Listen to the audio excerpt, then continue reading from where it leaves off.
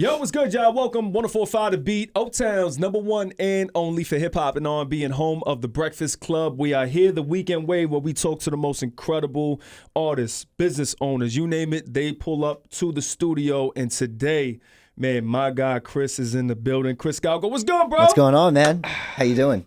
#1, welcome. Thank you for having me. Right. I pronounced the last name correctly, right? Yes, Scalco. Okay, just want to make sure. Sometimes, you know how it is, there's some mix-ups. For sure. But listen, man, welcome to the studio, #1. Welcome to the Weekend Wave. And I like to start off giving flowers. And we kind of spoke about this off mic, but what do I think you sound like? And I'm like, I'm not going to lie to you, bro. Like, you kind of have your own fingerprint. I kind of wanted to start there, #1, to give you those flowers. Thank you. I appreciate you. And #2, where does that come from?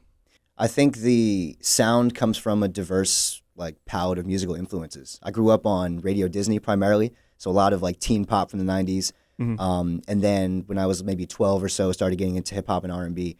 And being from New York, really influenced by boom bap, so DJ Premier, Pete Rock, and then just kind of melding all those influences together and I've always liked conscious hip hop, so it's been very lyric centric. Yeah. Just trying to take the melodies and the harmonies and the pop song structures with thoughtful songwriting and boom bap drums. So you mentioned hip hop. You started listening when you were 12. Do you remember what was the first maybe project that you were really like, oh, this is my joint, or maybe song? The first album I had was Real Talk by Fabulous. Ooh. So the Breathe was the one. 03, 04. Yeah. You feel but me? Before that, 99 Problems, Get Low, Lose Yourself. Eminem was definitely one who really, really spoke to me for sure. We had the Eminem Show, had the 8 Mile soundtrack. Oh, that early, really good music. You feel me? So Queens, right? Mm-hmm. Where in Queens? Flushing. Flushing? Yeah. Shout out to Flushing in the building. Indeed. I've been down here a long time now, though. I've been in here for 15 years. Since 2008, we've been in Florida. What brought you over here? Was it family? Both. My older brother was going to UCF. He was about to start down here, and we Nice. found out about Bright Futures. So my mom's like, well, you're going to do your last 2 years of college down here, so you can get free tuition. Shout out to So we Bright came down Futures. here. Mm-hmm. Yeah, it was clutch. By the way, that plan, everything worked out? Yeah, started from there, the Bright Futures and all that? Yeah, I got all that. Yeah. I finished at UCF, did 4 years there, and then I've been doing the music thing ever since then. Nice, Yeah. clean. So back then you was listening to Hot 97 at that time, Z100, I can imagine. We went from New York to Pennsylvania, and Pennsylvania to here. So when I was a kid listening to the radio, if it wasn't Radio Disney, which was AM, we were listening to KTU.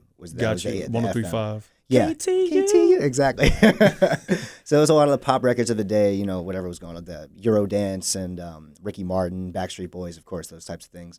That's like the perfect, man, that makes a lot of sense now that I think about it, because KTU, we're going to early 2000s and late 90s radio in New York, right? KTU was a big conglomerate of just, like you said, you could listen to hip hop, you listen to freestyle music, you listen to the Madonnas of the world. You had so many different eclectic genres of music coming out of those speakers. So it kind of makes sense to me why your sound sounds like how it sounds. Yeah, and it was nice because, again, we always listened to AM radio. So when my mom would put on FM, it was so much crisper and clearer. So it was such a treat to hear that.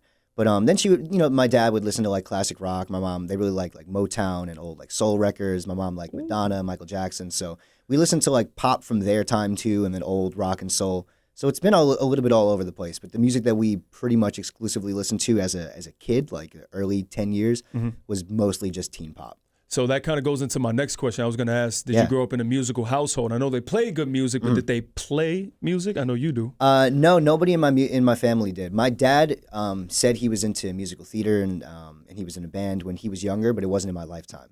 And then my brothers and I each started taking piano lessons when we were kids, so I started playing when I was 5. Ooh. But I'm the only one who stuck with that. My younger brother is Franchise the Rapper. He's a rapper as well out here.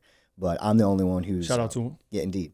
But I'm the only one who stuck with... Indeed. Shout out, Mikey. I'm the only one who stuck with this, kind of in this way. How do you feel that kind of molded how you create music now? Because it's one thing to go on and rap or whatever the case is, but just the fact that you knew how to play music, how did that go into you actually creating when you got older? Well, I started writing raps when I was in either 7th or 8th grade. So back then I would either write to just a beat in my head that was something from a song on the radio, or that was really it. I would just write basically a cappella. And then when I was 16, I started making beats. And I knew because I could play piano that I would be able to make beats. So that really informed my production in the early years. So I started working on Fruity Loops, and then I started just producing these hip-hop tracks. But it wasn't until I was 21 that I started singing. And then I started making pop and R&B, and that's when this current sound kind of began to form, Interesting. So did you, I know you were probably singing around or harmonizing. People like, yo, you could sing. You're like, nah, I can't sing. Like, why at 21 was the time that you made that decision? I auditioned at 21 for an a cappella group at UCF. It was in my senior year, and they asked me to come on as a beatboxer because they knew that I could beatbox. But that was what they wanted me to do. And when I went in there, they're like, you need to sing if you're going to audition. I'm like, all right, well, I might as well. And then the response was just, you get these really loud signs from the universe sometimes where it's just like, you need to listen right now. And I felt like the room was so electric that it finally woke me up. Like, you really can sing. You need to listen to like what the room is saying. Do you remember what it was that you were singing? Yeah, it was "Love You Like a Love Song" by Selena Gomez. Oh, yeah, that was a song where people were like, and it's a core memory, just burnt in my mind of like everybody's face, these smiles on their faces, and the electricity in the room. You added that to your Infinity Gauntlet. He said, "Yeah, let me get that." Yeah. Taking that real quick. It was huge. So how did that kind of? Because you think about it, the way you created music up to that point was a certain way. How did that completely switch it? That now you're like, oh yeah, I'm gonna harmonize, I'm gonna do what I have to do, and now you're kind of writing.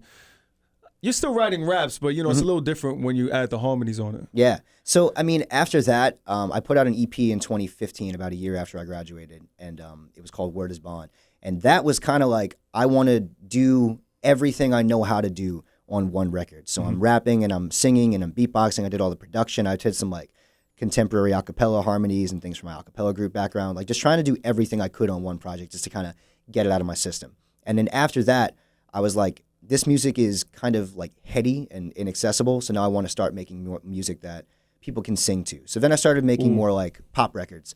And it wasn't until the last really 2 years or so that I started reintegrating hip hop in, because it's my roots. And I think people now are seeing like, oh, you rap too. But for me, like I've been rapping, we're going on 20 years almost that I've been rapping, and I've only been singing for, this will be 10 years. That's crazy. Almost at a month, actually. Like people who aren't really tuned in, that didn't know at that time, at least, when you come out with like this new flavor, I guess you could say, because they haven't heard it, and you're like, listen, I've been doing this, baby. Yeah, that's why it feels so comfortable for me. I love how I can express when I rap. And I think it's dope how much UCF and just Orlando itself has to do in your story, number one. Yeah.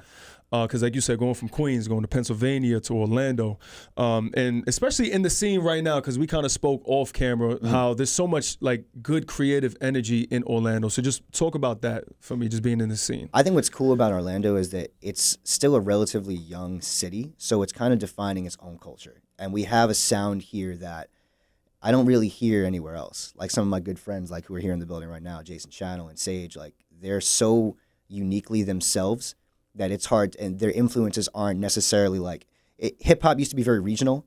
Atlanta has a sound, Houston has a sound, New York has a sound, but now, especially with the internet, like, and since Orlando is such like a transient city, like nobody's really from Orlando, right, you're getting a nice mix of everybody's sound, and where everybody's just kind of sharing and pulling the best from each other.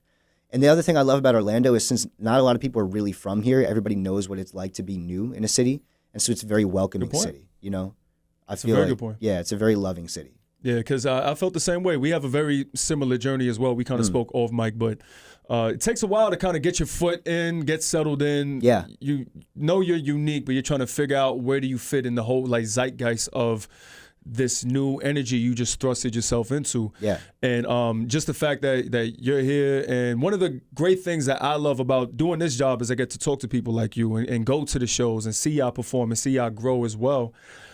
Is one of the things that's most gratifying for me. So I appreciate you for being here, number one. Thank you for having me, man. And number two, I saw a great story, since we're still on the roots, and we'll move on to the music after this, but you had a great story about like the first time you and your brother, I believe, made the first song. I believe that's how it is. What's that story? Tell me that story. So we started making music in 2006. I think I had been writing a little bit before this, but we used to go to like the way to download music was we would do it on iTunes, but our computer was really slow. And if you wanted to get any of the bootlegs and anything, you had to use LimeWire. But we didn't have that on our computer. Shout out to LimeWire. Shout out to LimeWire, yeah. Because it would get you viruses.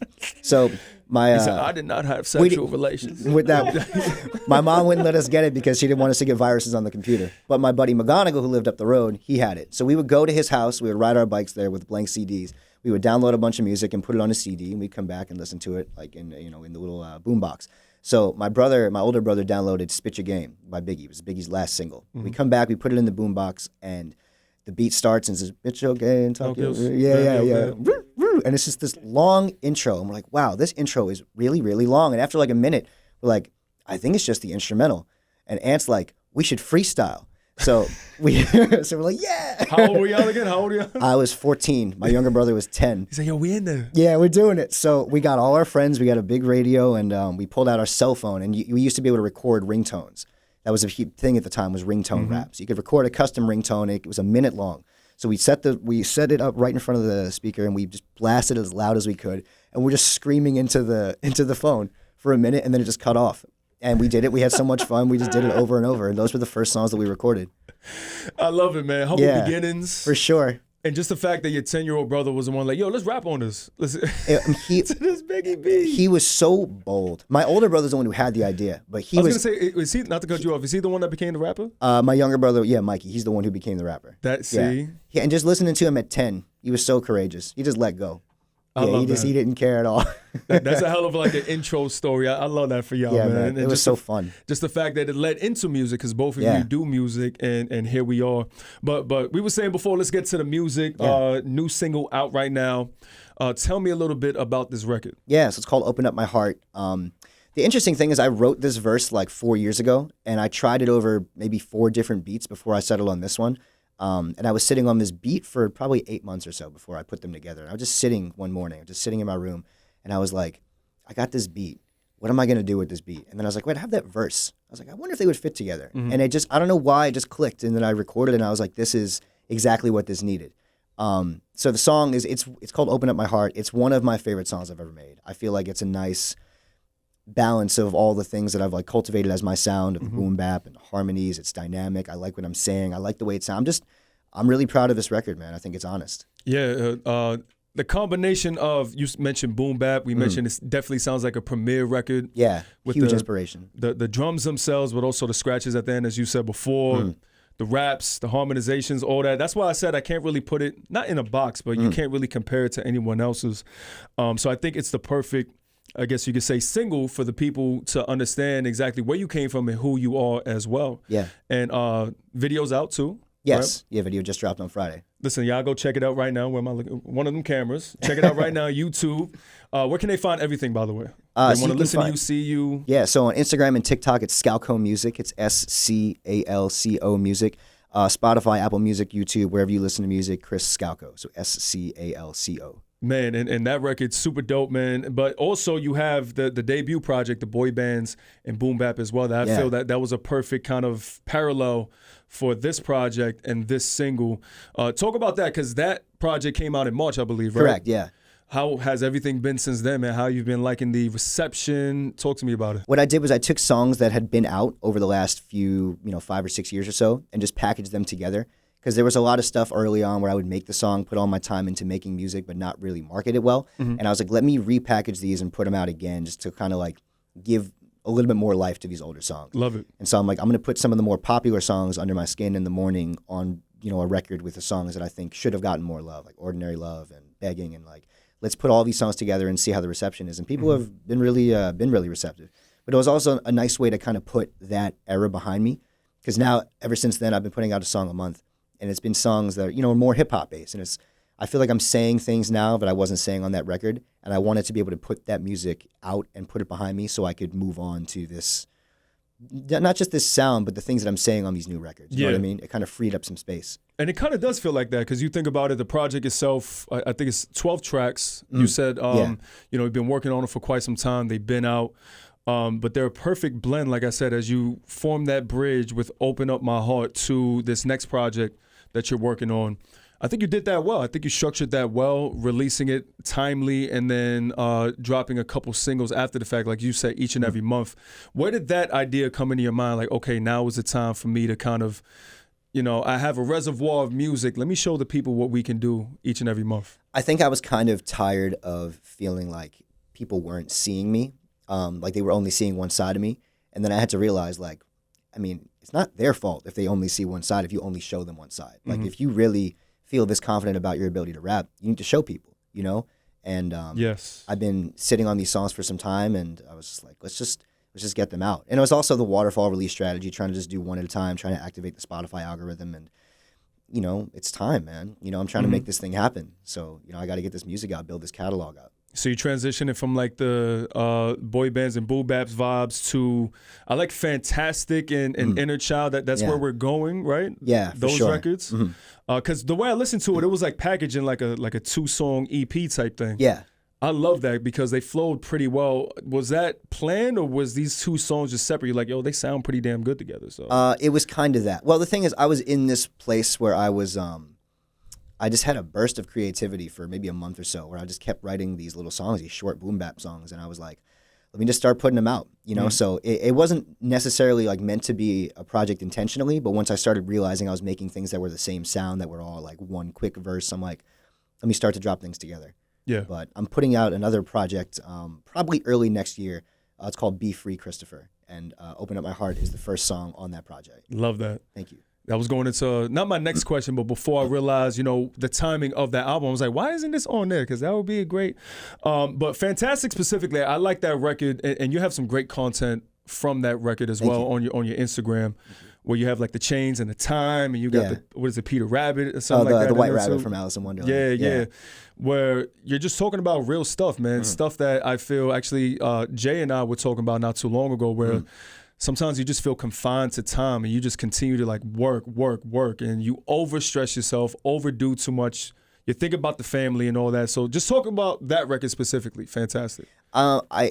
It kind of came from a similar feeling of not feeling seen and feeling like people expect you to be, and it's my own fault for trying to be this person who's got it figured out, thinking I need to be a person who's got it figured out, you know, and presenting myself as that. And just coming from the frustration of like, yo, I don't have it figured out and I'm tired of acting this way. And additionally just feeling frustrated about always feeling like there's not enough time. Like I'm one person and I've got all these things to do to try to build this career for myself and, you know, or whatever it is that I'm trying to do in life. And, you know, I need help, you know, and just never feeling like there's enough time. And, you know, you just work and eventually you just get burnt out because it's like, there's always something more that you could be doing. Yes. And so it's hard for me to let myself rest. Yes. And I feel we all get kind of stuck in that kind of rut where it's like, okay, I know I can do this. Let me continue to push forward. I'm not where I want to be yet. Yeah. But it's easy to burn yourself out, man. And also it kind of diminishes your own value in your own mind, right? Yeah. Where it's like, I'm not really where I want to be. But then you look back at how far you've come and it's like, that's not the proper way to think about it. It's like a lack of self-acceptance, you know? I'm trying to balance, and this is something I'm still working on, balancing like being okay with where I am and realizing that like my life is beautiful, not needing that next thing, but still striving for it. I want to have the hunger to go for the things that I want without like, I don't know, not at the expense of being happy in the moment. Like I'm here with you on FM radio in my city. Like this is amazing that my song is like, I'm being acknowledged in this way. But you know, I might leave here and like be like, hey, what's the next thing to do? Right. You know? And so I'm trying to find that balance of being grateful and present in this moment and enjoying what I have without needing to get to that next thing, you know? But still having the hunger to strive for it. Yeah, I'm with you. I'm in the same boat. I'm slowly but surely getting better because I think the issue is at first is just realizing that it's happening. Yeah. And I feel like I've had that moment. You've obviously had that moment. So I'm trying to take stuff like this, as you said, take it in. You know what I mean? Sit down, breathe in. Like, though, this is a great moment for all of us, right? Yeah. Let's not let that just fly by like this is just some regular stuff. So I appreciate that record, and the Inner Child kind of goes along with that vibe as well. So is this what we can expect for Be Free, Christopher? Is this what we can expect?